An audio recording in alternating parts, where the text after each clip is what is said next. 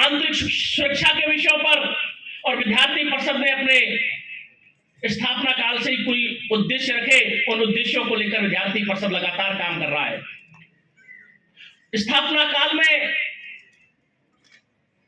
छात्रों को 18 साल का सबसे पहले वोट का मताधिकार का प्रयोग मिले। विद्यार्थी परिषद ने कहा देश का नाम भारत होना चाहिए। विद्यार्थी परिषद ने कहा देश को एक सूत्रता के रूप में किस तरीके से परो सकते हैं, उत्तर से लेकर दक्षिण तक, दक्षिण से उत्तर तक और पूर्व से पश्चिम तक पूरा देश एक है। अंतरराज्यीय छात्र जीवन दर्शन के तहत राष्ट्रीय एकात्मकता की यात्रा 1965 में विद्यार्थी परिषद ने प्रारंभ की। इस यात्रा के तहत नॉर्थ ईस्ट के विद्यार्थियों को वहां से लाकर यहाँ के स्टेटों के संस्कृति, रहन सहन, खान पान, जीवन दर्शन से परिचित कराना और यहाँ के छात्रों को वहां के जीवन दर्शन से परिचित कराना।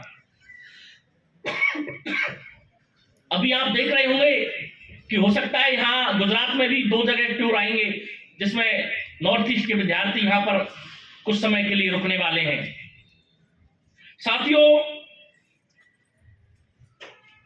स्थापना काल के साथ में जो चुनौतियां थी, उन चुनौतियों को स्वीकार करते हुए विद्यार्थी परिषद लगातार सतत रूप से कार्य करती आ रही है। इस देश के बारे में कुछ भ्रामक भ्रांतियां फैलाने का काम किया गया, इस देश को सफेदों का देश बताने का काम किया गया, जबकि ये देश सोने की चिड़िया हुआ करता था। हमारे इतिहास को नष्ट करने का कार्य किया गया, हमारे इतिहास, संस्कृति, रहन सहन से छेड़छाड़ करने का प्रयास किया गया। मुगलों ने कुछ हमारे इतिहासों को जलाया, उसके बाद में अंग्रेजों ने क्लरिकल शिक्षा पद्धति के माध्यम से इस देश के रहे से युवा शक्ति को एक गलत दिशा देने का काम किया गया। आज पूरी दुनिया भारत की ओर अपनी निगाहों से देख रही है कि भारत फिर से विश्व गुरु बनेगा, भारत वैश्विक शक्ति बनेगा।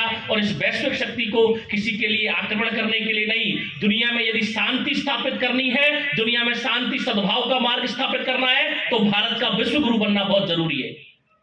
साथियों, आप युवाओं के दम पर यह बात कह सकता हूं कि आने वाले समय में सबसे तेजी से बढ़ती हुई अर्थव्यवस्था के माध्यम से हम पूरे विश्व में महाशक्ति के तौर पर उभरते नजर आएंगे।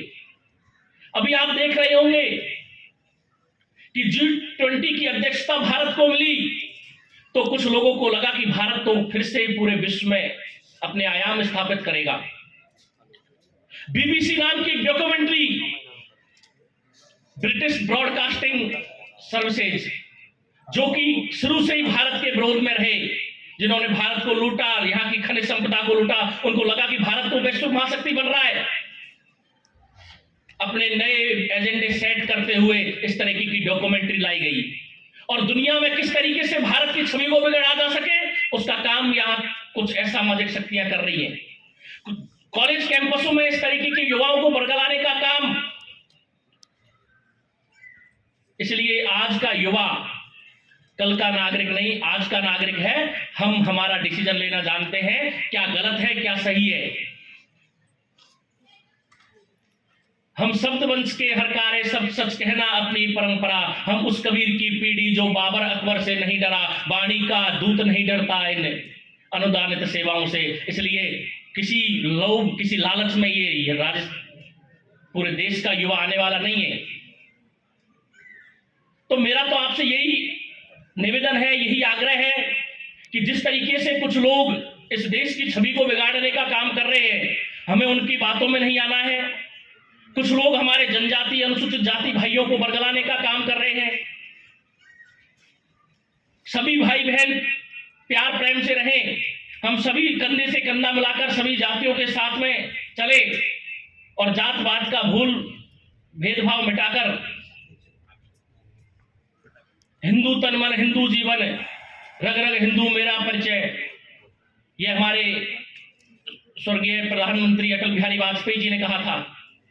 तो सभी युवा शक्ति एक नई प्रेरणा, नए जोश और नए होश के साथ में भारत को विश्व गुरु किस तरीके से हम बना सकते हैं, आज उस पर सोचने की आवश्यकता है।